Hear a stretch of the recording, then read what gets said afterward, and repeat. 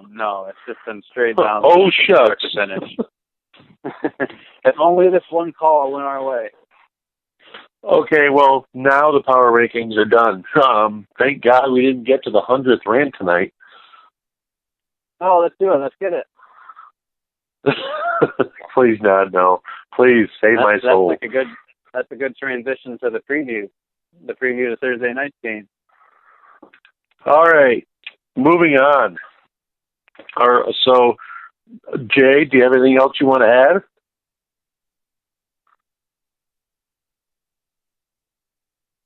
I'll say real quick for those of us riding out Carlos Hyde in fantasy, just so happens the Texans worked out C.J. Anderson. So yeah, I did see that. Hasn't signed yet from what I've seen, but if he does sign, then should beware of that Carlos Hyde owners. Well, you know what? I got a thing I got to shout you out for, Dillon. Dawson Knox, the pickup you said to do last week has paid dividends in a couple leagues for me. Hey man, enjoy it while it lasts.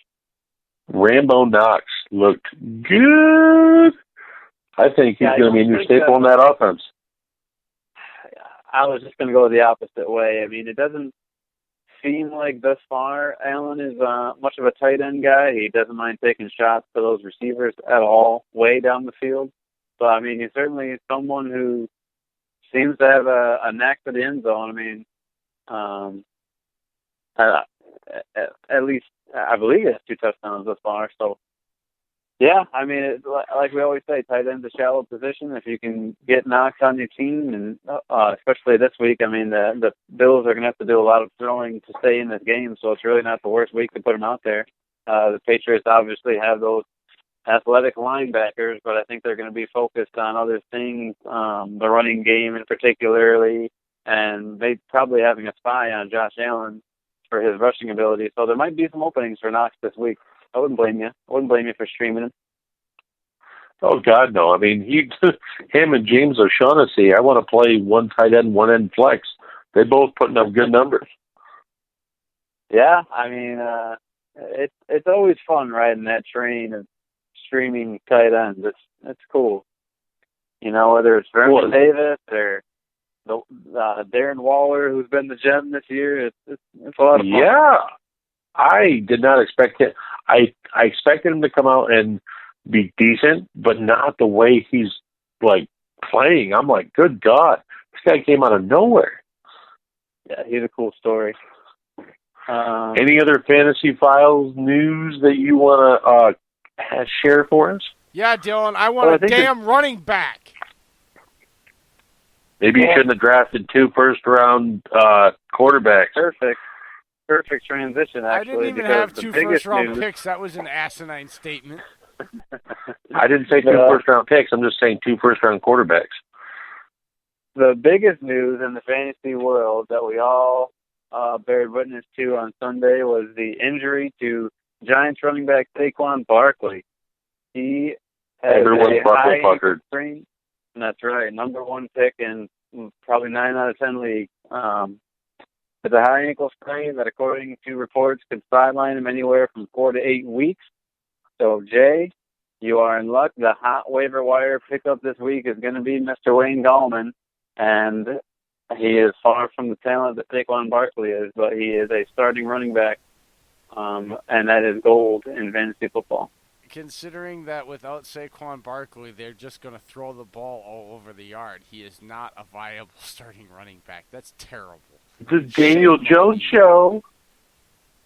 It's gross coming out of my mouth. It's kind of like I'm puking in my mouth, but I like Jones a lot this week because of the injury to Barkley. They're going to put more on his shoulders, and it's against that Redskins defense you were just talking about. So, at home.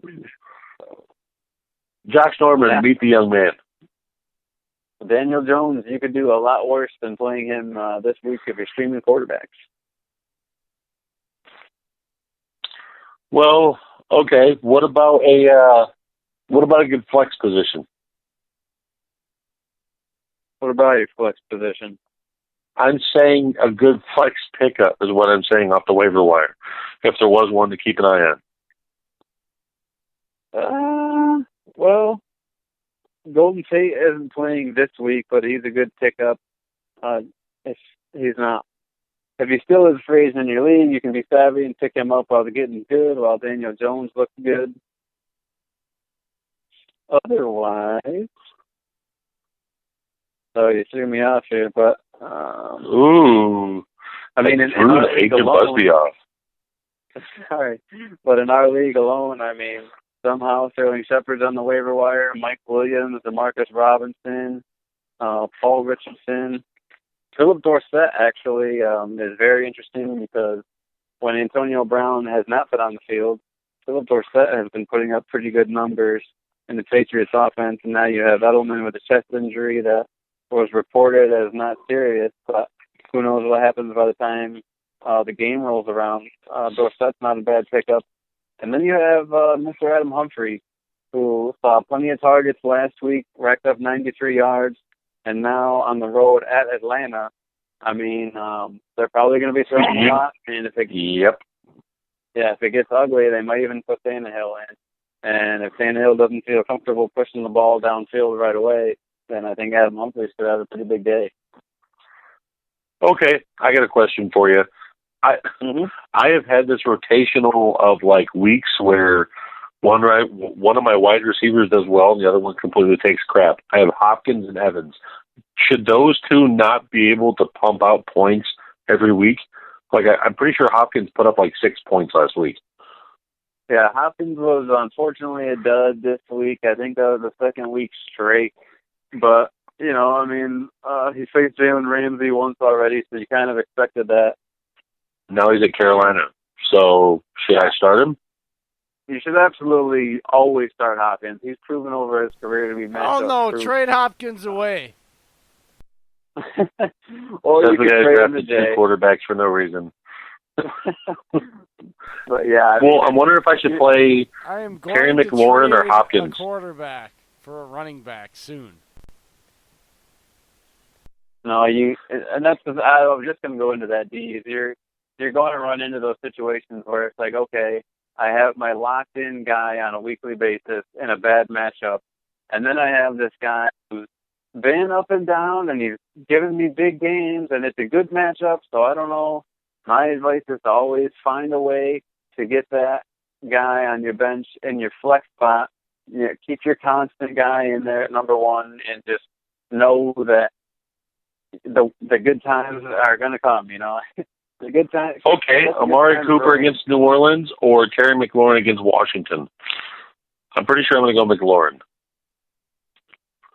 I don't know, man. I mean, Cooper's been on fire, and as good as Lattimore is, I mean, the Saints' defense has been susceptible, so well, I feel like you isn't that something? Cooper out there. Both those guys. My wide receivers are so good. Cooper and McLaurin should be on my bench. That's crazy, right? I have Hopkins and Evans starting. Cooper is my flex. What I'm saying is, and those other guys should be on your bench. Yeah, you do have Michelle. I mean, you can work a package deal with him and maybe really boost up part of your game. Nah, I'm good. I think I'll keep Michelle. Okay, fair enough. And I still got Singletary coming back, so I got weapons. I'm good. Thanks for the insight, Agent Busby.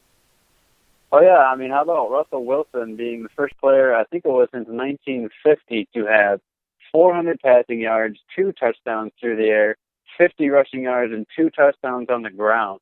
What a day for Danger Russ. Just when you thought still lose. It wasn't going to be. I mean, the guy is still fantasy relevant. No Doug Baldwin, no problem. Still got Lockett. You still have an emerging DK Metcalf.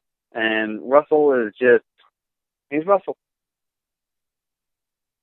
All right, Jason, anything you wanted to bring up? Sorry, Dillon, I didn't know if you're still going on. Very good. I mean, it definitely makes sense to bring up another huge story this weekend. You touched on it earlier with Cam Newton, already ruled out for week 4. You got Kyle Allen who threw 4 touchdowns on the road. So another decent streaming option if you need help at quarterback position. If you're a Breeze Roethlisberger owner, look for Kyle Allen to maybe have another good week. What about Minshew?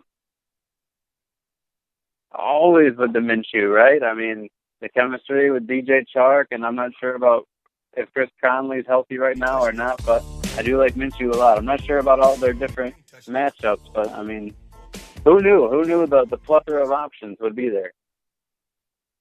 Well, he plays Denver this week, so I didn't know if that'd be a viable option. But actually, I shouldn't say that because it goes against my own strategy of the way I draft every year. I wait late to draft the quarterback for this very reason. I mean, yeah, if you have Mahomes, you're killing it right now. More than likely, you're undefeated. But at the same time, because I stream quarterbacks, I mean, I have all these different options to choose from. Because I stream quarterbacks, I can keep a stable of running backs and receivers on my bench and just play these different guys every week, play the matchups, and really have an advantage in that way. Excuse me. Let me get my man voice back. And really have an advantage in that way.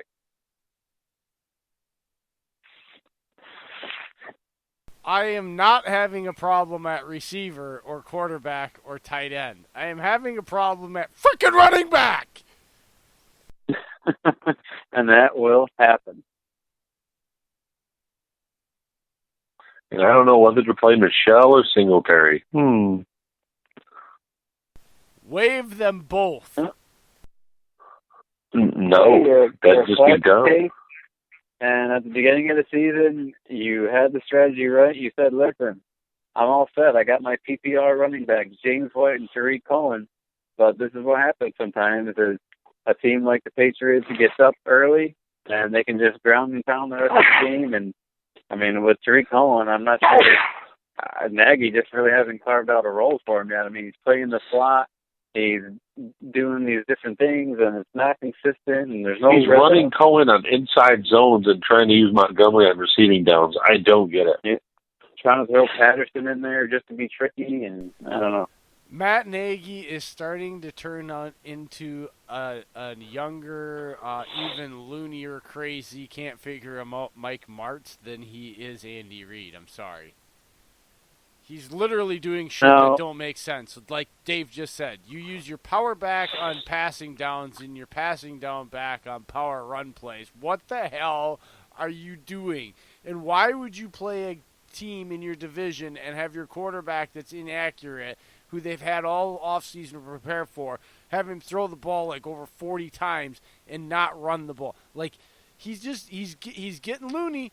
Like, it's starting to, like, the cards are starting to come out. Like, he's starting to look a lot Mike Martzy and not so much Andy Reid like everybody thought. Well, okay, I got a fancy shout-out. Dillon, do you start Alshon being back this week? I mean, it depends on your roster, but I think there's better options out there. I'm not sure I'm comfortable starting Alshon this week. Not on a short week. I mean, I know he didn't play, so it's technically not short for him, but I'm not crazy about it. Especially with the way that the Green Bay DBs match up. It'll probably be Kevin King. I assume Jair Alexander's going to be on Nelson Aguilar. So yeah, I don't like it. I don't like Alshon. But I do want to transition quickly to Jay, because after all we just talked about, Jay, streaming tight ends, and you have George Kittle on a bye this week, and there's a lot of people out there who paid up to get George Kittle and have a bye this week, so they should be listening to this. On our waiver wire currently, you have Will Disley, Tyler Eifert, Trey Burton, Jordan Aiken, Demetrius Harris, and the aforementioned James O'Shaughnessy, just to name a few. So I'm just curious to see if you were to isolate three guys out of that group, who really sticks out to you?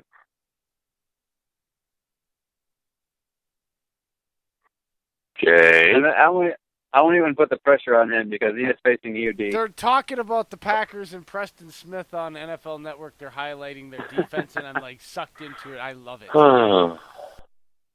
I would say the three that stick out to me are definitely Disley, who has 3 touchdowns in 3 weeks, Eifert, who plays on Monday night in a division rivalry game, so you know he's showing up. And then you have Demetrius Harris,